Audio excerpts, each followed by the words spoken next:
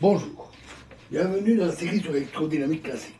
Donc nous allons parler maintenant de causalité. Alors, le déplacement, la dépendance en fréquence de epsilon, en plus des phénomènes de dispersion, tout ça que nous avons vu, a pour autre conséquence la non-localité temporelle de la relation unissant le déplacement dxt et le champ électrique EXT. Si les composantes en fréquence de ces deux grandeurs sont liées par dx oméga égale epsilon oméga fois E x oméga, où oméga est la fréquence, la dépendance temporelle peut se construire par superposition de Fourier. Si on traite la composante spatiale comme un paramètre, leur intégrale de Fourier s'écrive dx t est égal à 1 sur racine de 2pi, intégrale de moins l'infini à l'infini, de dx oméga fois E exposant moins I oméga t, d oméga, et dx oméga égale 1 sur racine de 2pi, intégrale de moins l'infini à l'infini, de dxt, ei oméga t dt.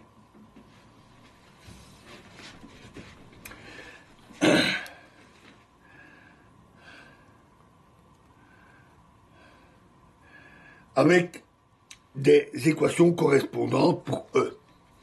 En remplaçant dx oméga par son expression ici, on obtient dxt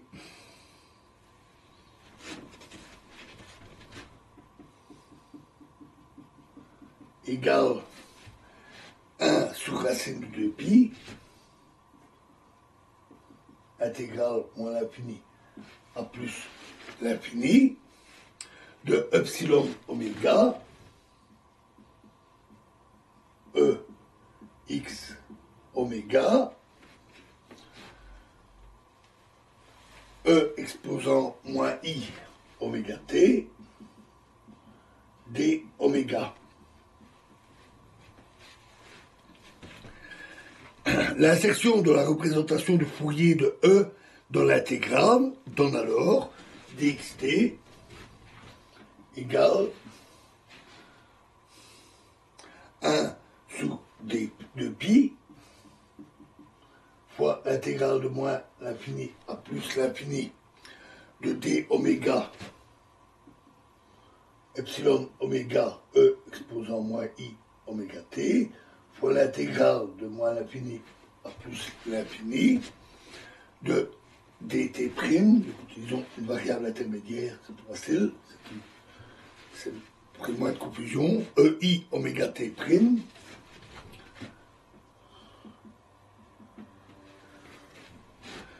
fois ext'.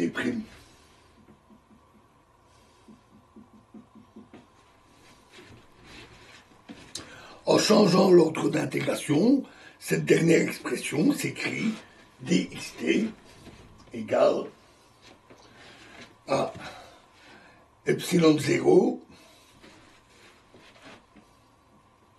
fois l'intégrale de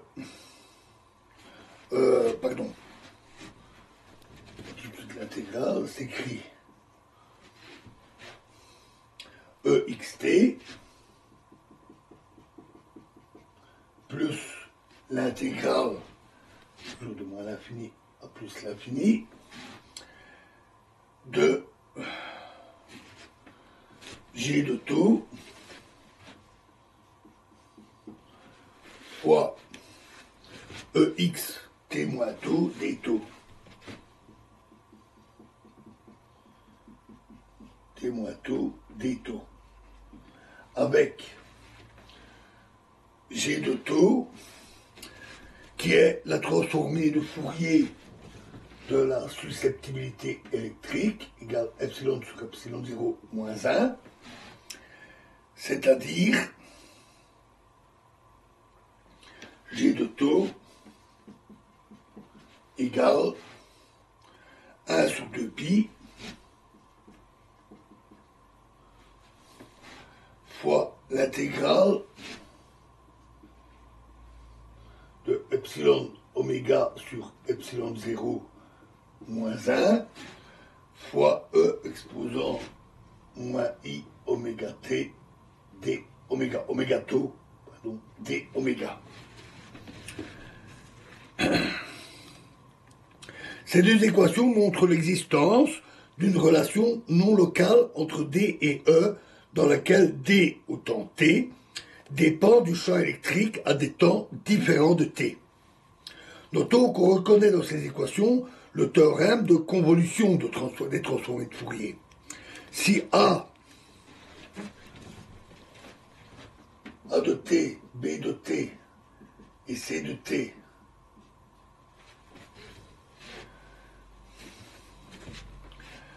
et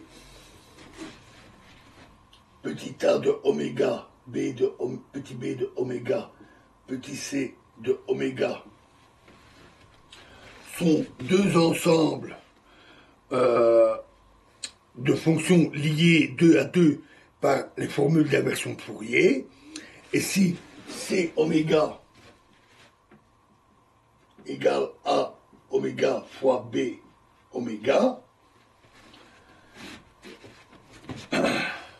alors, sous réserve de certaines restrictions concernant l'intégrabilité, C de t est égal à 1 sur racine de 2pi fois l'intégrale de moins l'infini à plus l'infini de A t' fois B t moins t'